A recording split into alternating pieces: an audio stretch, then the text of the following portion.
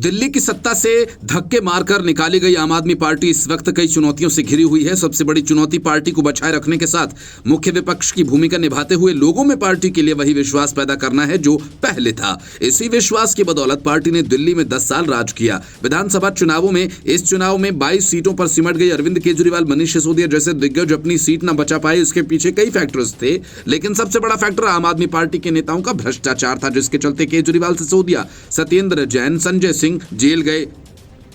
लेकिन जेल जाने का यह सिलसिला अभी खत्म नहीं हुआ है।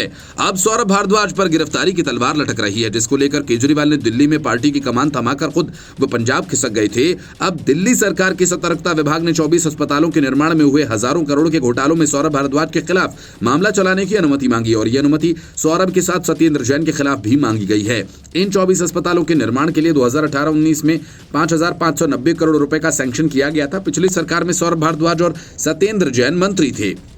ऐसे में इन दोनों नेताओं के खिलाफ जांच शुरू करने के लिए केंद्र सरकार से मंजूरी मांगी गई है। एसीबी ने इस बारे में जानकारी देते हुए बताया था कि विजेंद्र गुप्ता ने सौरभ भारद्वाज और सत्येंद्र जैन के खिलाफ स्वास्थ्य विभाग में बड़े पैमाने पर भ्रष्टाचार का आरोप लगाते हुए शिकायत दर्ज कराई थी। आम आदमी पार्टी के जिन नेताओं पर केस चल रहे हैं उनमें सत्येंद्र जैन भी शामिल हैं।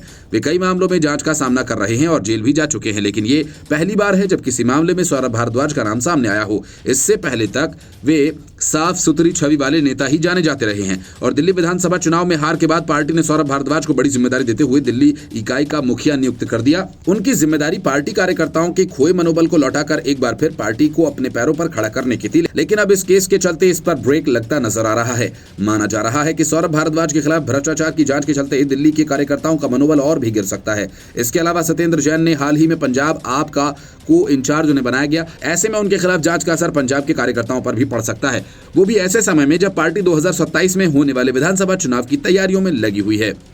फिलहाल पंजाब ही केवल एक ऐसा राज्य है जहां आम आदमी पार्टी सत्ता में है।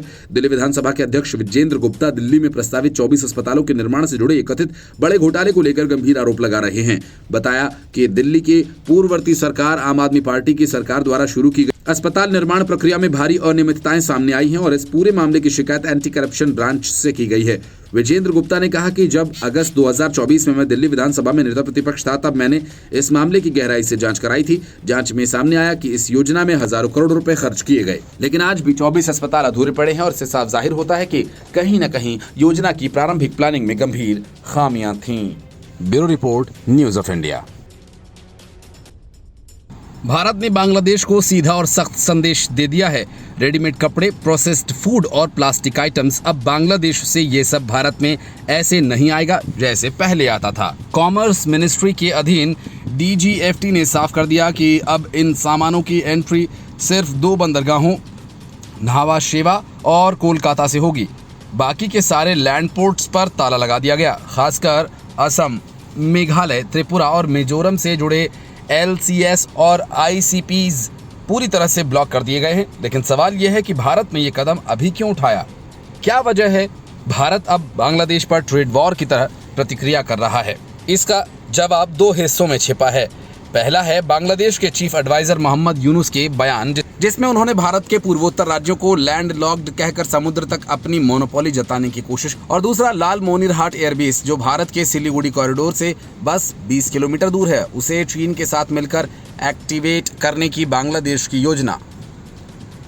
यानी एक तरफ चीन के साथ मिलकर भारत की चिकन नेक पर दबाव बनाने की कोशिश, दूसरी तरफ भारत की संवेदनशील सीमा से सटी एयरबेस पर चीनी अफसरों का आना जाना, और यहीं से बांग्लादेश की चालबाजी पर भारत का वार शुरू होता है। ये सिर्फ पोर्ट रेस्ट्रिक्शन नहीं है, ये एक रणनीतिक संदेश है कि भारत अपने उत्तर पूर्व की सुरक्षा से कोई समझौता नहीं करेगा, कि भारत की चुप्पी को उसकी कमजोरी समझने की गलती न की जाए।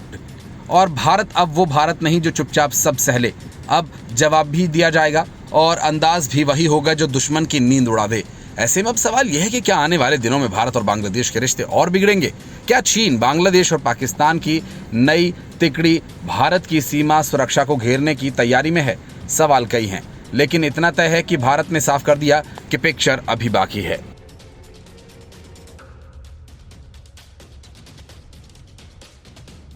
भारत की विदेश नीति के मोर्चे पर एक नई सियासी जंग छिड़ गई है। ऑपरेशन सिंदूर के तहत पाकिस्तान प्रायोजित आतंकवाद के खिलाफ वैश्विक मंचों पर भारत का पक्ष रखने के लिए गठित सर्वदलीय प्रतिनिधि मंडलों में कांग्रेस सांसद शशि थरूर को शामिल किए जाने पर कांग्रेस के भीतर असंतोष है। कांग्रेस ने इस कदम को बेईमानी और शरारतपूर्ण करार देते हुए अपने सांसदों की अंतरात्मा की आवाज सुनने की उन्हें सलाह दे डाली। जयराम रमेश ने कहा कि कांग्रेस में होने और कांग्रेस का होने में जमीन आसमान का फर्क है। उन्होंने आरोप लगाया कि सरकार ने पार्टी द्वारा सुझाए गए 4 नामों में से केवल एक को ही स्वीकार किया, जबकि थरूर का नाम सूची में था ही नहीं। थरूर ने सरकार के प्रस्ताव को स्वीकार करते हुए कहा कि जब राष्ट्रीय हित की बात हो तो मैं पीछे नहीं हटूंगा। उन्होंने ये भी स्पष्ट किया कि पार्टी के नेतृत्व को इस बारे में पहले ही सूचित कर दिया गया था। बीजेपी ने इस अवसर का उपयोग कांग्रेस पर हमला करने के लिए किया। बीजेपी आईटी सेल के प्रमुख अमित मालवीय ने पूछा कि शशि थरूर की नियुक्ति पर कांग्रेस को जलन क्यों हो रही है। कांग्रेस के भीतर शशि थरूर की नियुक्ति को लेकर असंतोष है। कांग्रेस वर्किंग कमेटी की बैठक में कुछ नेताओं ने शिकायत की थी कि थरूर पार्टी लाइन से भटक रहे हैं और इस घटनाक्रम में कांग्रेस पार्टी के भीतर अनुशासन और एकता पर सवाल खड़े कर दिए हैं।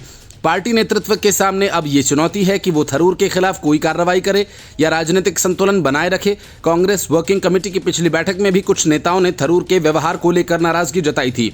उनका मानना था कि थरूर पार्टी लाइन से भटकते हैं और अक्सर कांग्रेस की रणनीतिक प्राथमिकताओं से अलग रुख अपनाते हैं। इसके बावजूद कांग्रेस ने थरूर के खिलाफ कोई अनुशासनात्मक कार्रवाई नहीं की है। इसकी बड़ी वजह यह है कि पार्टी नहीं चाहती कि थरूर जैसे लोकप्रिय और भद्र नेता को खोया जाए। शशि थरूर के अलावा मनीष तिवारी और अमर सिंह भी प्रतिनिधिमंडल में शामिल किए गए हैं। हालांकि ये नाम कांग्रेस की ओर से प्रस्तावित नहीं थे। आनंद शर्मा और सलमान खुर्शीद को भी प्रतिनिधिमंडल का हिस्सा बनाया गया। हालांकि वो वर्तमान में सांसद नहीं है। शशि थरूर को अमेरिका, ब्राजील, गुयाना और कोलंबिया जाने वाले प्रतिनिधिमंडल का नेतृत्व सौंपा गया है। इंडी गठबंधन में शामिल कांग्रेस के सहयोगी दलों डीएमके की कनिमोझी और एनसीपी एसपी की सुप्रिया सुले ने भी प्रतिनिधिमंडल में शामिल होने से इनकार नहीं किया, जिससे ये साफ संकेत मिल रहे हैं कि गठबंधन के भीतर भी इस पर कोई स्पष्ट सहमति नहीं है और सरकार ने कांग्रेस के इस आरोप को भी खारिज कर दिया कि उसे तय करने का अधिकार है कि प्रतिनिधिमंडल में कौन होगा। संसदीय कार्य मंत्री किरेन रिजिजू ने कांग्रेस नेतृत्व को स्पष्ट कर दिया कि ये राष्ट्रीय स्तर की रणनीति के तहत लिया गया है। इसका पार्टी की आंतरिक राजनीति से कोई लेना देना नहीं। ऑपरेशन सिंदूर न केवल पाकिस्तान प्रायोजित आतंकवाद के खिलाफ भारत की कूटनीतिक जवाबी कार्रवाई है, बल्कि इसके राजनीतिक प्रभाव भी व्यापक हैं। इस पूरे प्रकरण ने यह स्पष्ट कर दिया है कि राष्ट्रीय हित के मुद्दों पर भी राजनीतिक दलों के बीच मतभेद गहरे हैं। अब देखना यह है कि कांग्रेस पार्टी इस स्थिति से कैसे निपटती है और आगामी चुनावों में इसका क्या प्रभाव पड़ेगा। Bureau report, news of India.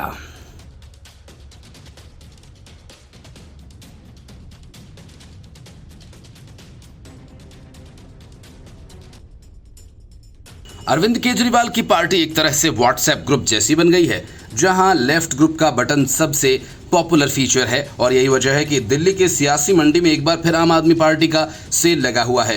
Kejriwal के नेतृत्व में भरोसा खत्म होते ही खेल हो जाता है। यही वजह है कि आम आदमी पार्टी के 15 पार्षदों ने पार्टी को बाय बाय कह दिया और खुद की एक नई पार्टी का ऐलान कर डाला। आम आदमी पार्टी में मची इस सियासी भगदड़ को केजरीवाल खरीद फरोख्त बताते हैं। वे तो यहां तक कहते हैं कि बीजेपी ने सबको 5-5 करोड़ रुपया कैश दिया। हालांकि केजरीवाल और उनकी पार्टी के नेता के पास इस बात का कोई सबूत नहीं है, लेकिन अपनी खींच मिटाने के लिए उन्हें कुछ तो कहना था, इसलिए कह डाला। आम आदमी पार्टी में मची इस सियासी भगदड़ पर कांग्रेस नेता उदित राज ने तंज कसते हुए बड़ा दावा ठोक दिया। उनका कहना है कि अगर बीजेपी चाहे तो कुछ को छोड़कर आम आदमी पार्टी के अधिकतर पार्षद झोला उठाकर तुरंत बीजेपी ज्वाइन कर लेंगे। बस बीजेपी को हाँ कहने की जरूरत है। बाकी आम आदमी पार्टी के पार्षदों के उड़नछू होने की स्किल्स पर कोई शक नहीं।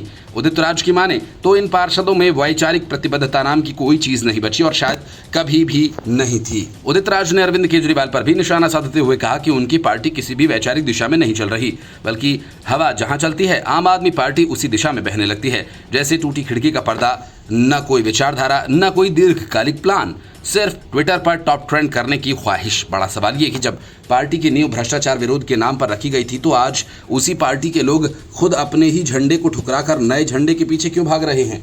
शायद अब आम आदमी पार्टी नहीं रही, बल्कि अवसरवादी आदमी पार्टी बन चुकी है, जहां सत्ता का गणित ही असली विचारधारा है, बीजेपी आम आदमी पार्टी के इस पूरे तमाशे पर फिलहाल चुप है। जैसे देख रही हो कि कौन कौन बिन बुलाए दावत में घुस रहा है। उधर कांग्रेस को इस सियासी सर्कस से अपनी वापसी की हल्की सी उम्मीद दिख रही है, तभी तो उदित राज जैसे नेता सक्रिय होकर बाइट्स दे रहे हैं। देखिए, हमने पहले ही कहा था वाले अंदाज में, मतलब साफ है कि दिल्ली नगर निगम की गंदी नालियों से ज्यादा बदबू अब राजनीति की गलियों में आ रही है। सिद्धांतों की जगह सौदे हो रहे हैं। आम आदमी पार्टी की वैचारिक दुकान अब बंद होती दिख रही है। नो रिफंड नो रिटर्न, सिर्फ सत्ता चाहिए। अरविंद केजरीवाल इसी दिशा में तेज दौड़ लगा रहे हैं। यही वजह है कि दिल्ली में चुनाव हारते ही केजरीवाल पंजाब खिसक गए और दिल्ली को आतिशी मरलेना और सौरभ भारद्वाज के भरोसे छोड़ दिया। इस दौरान दोनों से पार्टी नहीं संभाली जा रही और न ही पार्टी के कार्यकर्ता और नेता।